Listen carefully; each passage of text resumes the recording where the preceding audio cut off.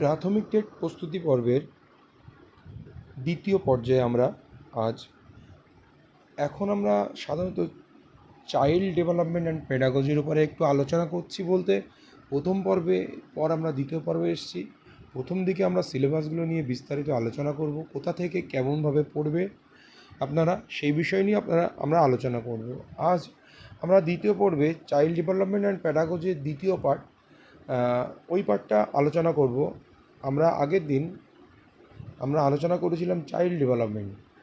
আজ যে টপিকটার উপরে আমরা আলোচনা করতে চলেছি সেটা হলো কনসেপ্ট অফ ইনক্লুসিভ এডুকেশন, অন্তর্ভুক্তিমূলক শিক্ষার ধারণা এবং understanding children with special needs, বিশেষ চাহিদা সম্পন্ন শিশুদের বুঝতে পারা। কারা বিশেষ চাহিদা সম্পন্ন শিশু, তাদেরকে জন্য বিশেষ চাহিদা সম্পন্ন শিশুদের ইনক্লুসিভ এডুকেশনে অন্তর্ভুক্তকরণ করা। এখন প্রশ্ন হলো ইনক্লুসিভ এডুকেশন কী?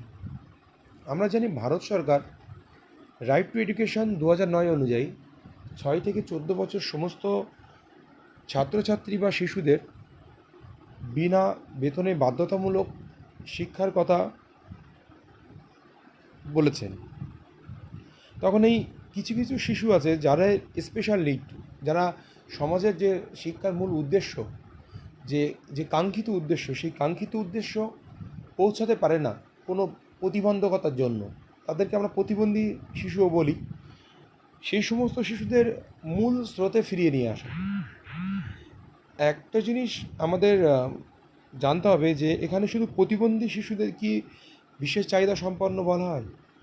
যারা বুদ্ধিদীপ্ত ক্রিয়েটিভ চিলড্রেন তাদেরকেও আমরা স্পেশাল নিড বলি, কারণ তাদের মূল স্রোত যে নর্মাল স্টুডেন্টের চেয়ে তাদের কিছু স্পেশাল নিডস আছে। একদম পিছিয়ে পড়া, তাদের জন্য কিছু স্পেশাল নিড, বিশেষ কিছু চাহিদা। অত্যাধিক পিছিয়ে পড়া অত্যাধিক এগিয়ে যাওয়া, তাদের জন্য কিছু স্পেশাল নিড আছে। তো সবাইকে মূল স্রোতে এনে নির্দিষ্ট ভঙ্গিমায় বা শিক্ষার কাঙ্ক্ষিত লক্ষ্যে পৌঁছানো হচ্ছে ইনক্লুসিভ এডুকেশন বা শিক্ষার বর্তমান মূল উদ্দেশ্য। প্রথম যে পয়েন্ট আছে, addressing learners from diverse background, যে যারা বিভিন্ন ব্যাকগ্রাউন্ডের ছাত্রছাত্রী শিক্ষার্থী, ডিসঅ্যাডভান্টেজ অ্যান্ড ডিপ্রাইভ, সুবিধা বঞ্চিত বা বঞ্চিত যে সমস্ত বিভিন্ন ব্যাকগ্রাউন্ডের ছেলেমেয়েরা আছে তাদেরকে অ্যাড্রেস করা, সেই সমস্ত শিক্ষার্থীদের অ্যাড্রেসিং করতে হবে। এখানে আমরা বলতে পারি যে কী ধরনের তারা সুবিধা বঞ্চিত, তারা ক্লাসে পিছিয়ে বা তাদের প্রতিবন্ধকতা কোথায়, সেইগুলো আমাদের খুঁজে বার করতে হবে। সেগুলো আমরা পরবর্তীতে এখানে ডিটেলস জানব। পরে আমরা যখন অন্তর্ভুক্তিমূলক এডুকেশন নিয়ে বিস্তারিত পড়ব তখন আমরা সেই ভিডিওতে আরও বিস্তারিত আলোচনা করব। Addressing the needs of children with learning difficulties, needs of children, শিশুদের প্রয়োজন উইথ লার্নিং ডিফিকাল্টি, যাদের শিখন অক্ষমতা আছে সেইগুলোকে অ্যাড্রেস করা। কী ধরনের শিখন অক্ষমতা?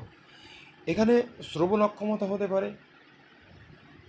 কথা বলার অক্ষমতা হতে পারে, ব্লাইন্ড দেখতে পাওয়ার অক্ষমতা হতে পারে, মানসিক দুর্বল হতে পারে, বিকলাঙ্গ হতে পারে, সব কিন্তু difficulties, learning difficulties.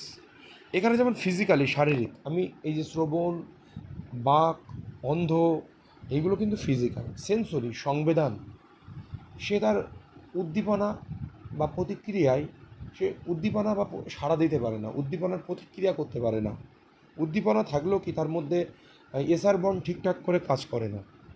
Developmental and behavioural, বিকাশগত and আচরণগত ও ইমোশনাল, প্রক্ষোভগত তার ডিফিকাল্টিস তার মধ্যে আছে। একটা শিশুর মধ্যে যদি আচরণগত পরিবর্তন না আসে, প্রক্ষোভগত পরিবর্তন না আসে, ফিজিক্যাল ডেভেলপমেন্ট না হয়, সেইগুলো যদি ডিফিকাল্টিস দেখা যায়, তাহলে সে সমাজের যে মূল স্রোত, শিক্ষার যে কাঙ্ক্ষিত লক্ষ্য কীভাবে পৌঁছাবে।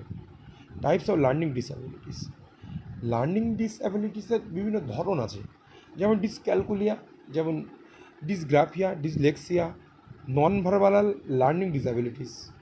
এখানে আছে অ্যাপাসিয়া, অ্যাপ্রেক্সিয়া, আরও বিভিন্ন ধরনের বিভিন্ন গ্রাফিয়া আছে, সেগুলো আমাদের লার্নিং ডিসঅর্ডার আছে, সেগুলো আমরা বিস্তারিত এই লার্নিং ডিসঅর্ডার নিয়ে আমরা আলাদা ক্লাস করব। ডিসক্যালকুলিয়া যেমন গণিতের যে অক্ষমতা, ডিসগ্রাফিয়া লিখন অক্ষমতা, ডিসলেক্সিয়া পঠন অক্ষমতা। এখানে আমরা একটা সিনেমার নাম তারে জমিন পার সিনেমার ঈশান আবেস্তে এই ডিসলেক্সিয়া রোগ ছিল আমির খানের। তো এই সমস্ত বিষয়গুলো আমরা আরও বিস্তারিত পড়ব। অ্যাড্রেসিং দ্য ট্যালেন্টেড, প্রতিভাবান, ক্রিয়েটিভ, সৃজনশীল, ডিফারেন্ট অ্যাবেল লার্নার্স, বিভিন্ন ধরনের ডিফারেন্টলি অ্যাবেল, বিভিন্ন ধরনের সক্ষম শিক্ষার্থী, মানে তাদের সক্ষমতা দেখা যাচ্ছে অনেক বেশি। God gifted children, learners with SLD. SLD বলতে এখানে specific learning disabilities. Specific learning disabilities বলতে আমাদের যে শেখার যে মৌলিক দক্ষতা আছে 3R, রিডিং, রাইটিং, অ্যারিথমেটিক, পড়তে পারা, লিখতে পারা আর গাণিতিক প্রক্রিয়া শেখা, যোগ, ভাগ, বিয়োগ, গুণ, এইগুলো শিখতে পারা। কিন্তু যে কোনো একটা অক্ষমতা তার মধ্যে থাকতে পারে, তার জন্য সে মূল স্রোতে আসতে পারছে না বা শিক্ষার কাঙ্ক্ষিত লক্ষ্যে পৌঁছাতে পারছে না, সেটা হলো এসএলডি। এবার আসি ইনক্লুসিভ এডুকেশনের ক্ষেত্রে খুব গুরুত্বপূর্ণ একটা জিনিস, যে ইনক্লুসিভ এডুকেশন অন্তর্ভুক্তমূলক। সেই কিছু কিছু জাতি বা আছে, কিছু কিছু দিক আছে, কিছু কিছু সমাজ আছে, সমাজের কিছু কিছু জাতি, যেটা বললাম একটু আগে, যেমন gender as a social construct. এই যে সমাজের গঠনের জেন্ডার, সমাজ গঠনের জেন্ডার, এটা একটা খুবই গুরুত্বপূর্ণ। যেমন কিছুদিন আগে আমরা জানতে পেরেছি যে একজন আমরা পদ্য ভাষায়, গ্রাম্য ভাষায় হিজড়ে বলি, ট্রান্সজেন্ডার, তৃতীয় লিঙ্গ। এই তৃতীয় লিঙ্গরা সমাজে অনেকটা পিছিয়ে পড়া, তারা মূল স্রোতে আসতে পারছে না, শিক্ষার কাঙ্ক্ষিত লক্ষ্যে পৌঁছাতে পারছে না, তাদের সমাজে পিছিয়ে পড়েছে।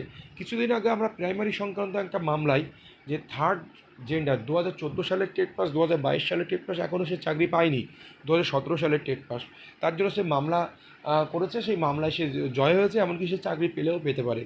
এই তাকে মামলা করে সেই অধিকারটুকু ছিনিয়ে নিতে হচ্ছে। এরা কিন্তু পিছিয়ে, জেন্ডার রোলস, এমনকি মেয়েরাও অনেক সময় পিছিয়ে রাখা হয় বিভিন্ন জায়গায়, যে না তুই মেয়ে, তোকে পড়াশুনো করা যাবে না, তোকে বড় হায়ার স্টাডি করা যাবে না। এই যে ব্যাপারগুলো, এদেরকেও ইনক্লুসিভ এডুকেশনের মধ্যে আনতে হবে, শিক্ষার মূল স্রোতে আনতে হবে।